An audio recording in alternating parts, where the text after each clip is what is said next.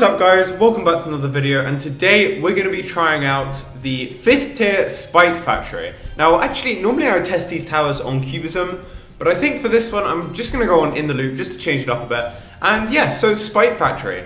I never really used this tower much in BTD5. I mean, it was alright, it had good popping power, but I just never got around to really using it because it wasn't obligatory. It wasn't like amazing. You didn't have to use it to win. And so I barely ever used it, apart from if I didn't really feel safe on the level, so I put a Spike Factory at the end, just to clean up the balloons that, you know, went past my towers, if they did. And I ended up like barely ever upgrading it at all. It was mainly just a 0-0 Spike Factory. But anyway, these 5th tier upgrades have made the Spike Factory really, really strong. We're going to put it here actually, and let's just see the upgrades. So I'm going to be testing out the super mines today, and the title of the upgrade really does fit it very well. They are indeed super mines. They're way better than the spiked mines.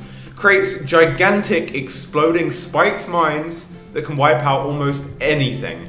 And that is true. It is just insane how good this is. So let's get all this. I'm not going to go for the longer reach or like the range upgrades. I'm going to go for the faster production and even faster production. And also, the price tag on this upgrade is ridiculous. It's like 148,000 in sandbox mode. That is so much money. It's one of the much more expensive tier 5 upgrades. So let's just test it out. Let's put the count up to 100. And we'll send out 100, I don't know, maybe 100 rainbow balloons. And of course, we'll speed this up. It's going to take a while to get to the end.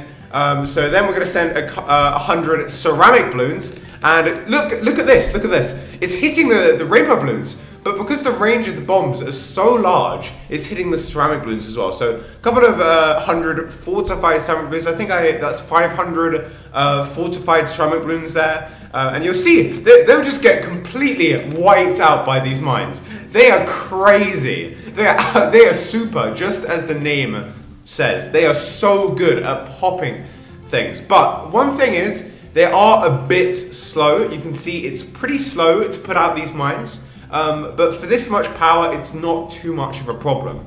So now I'm going to just let the mines build up a bit, because if it doesn't have many mines, then of course it can't pop much stuff. And normally that doesn't really matter, because you're not going to put your Spike Factory at the beginning of the map. You're going to put the Spike Factory at the end of the map. And you can see here, look at this. One spike, if it hits the mob, it demolishes it and straight away turns it into fortified scramblers. And these are fortified mobs as well. So let's speed this up. So it can take out balloons really easily. It can take out mobs really easily, and a lot of them at once. You'll see that it can take out tons of mobs at once. That was 100 mobs I sent. Now we're gonna send 100 BFBs, but we're gonna sell this.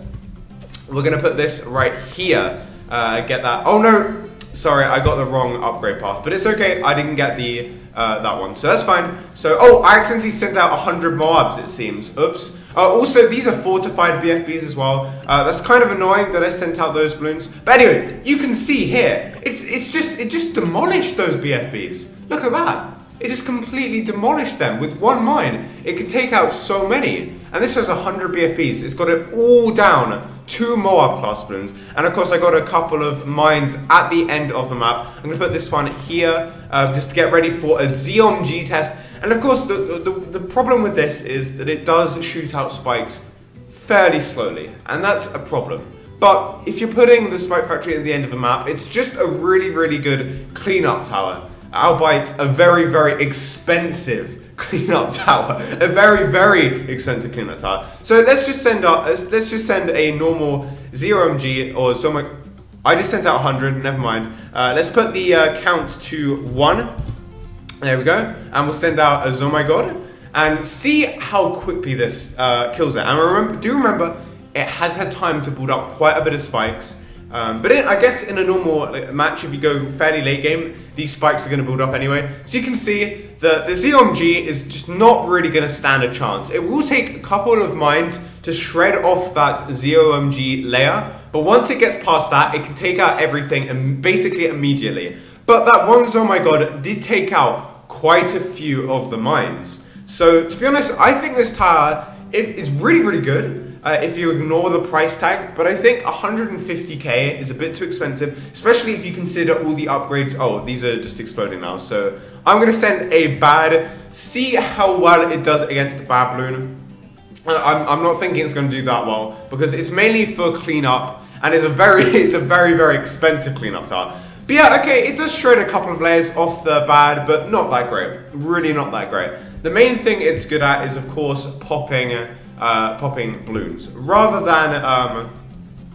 than really high class Moab class balloons. And you can see if I just continue to send Moabs, it's going to defend most of it. These mines are very good, especially if you have all these balloons grouped together. So I hope you enjoyed the video. I'll try and get a battles video out soon for you guys. I know not everybody wants to watch Bloons TD6, and yeah, if you enjoyed it, leave a like and subscribe if you haven't already. See you in the next video. Well, so that was kind of a weird outro, wasn't it?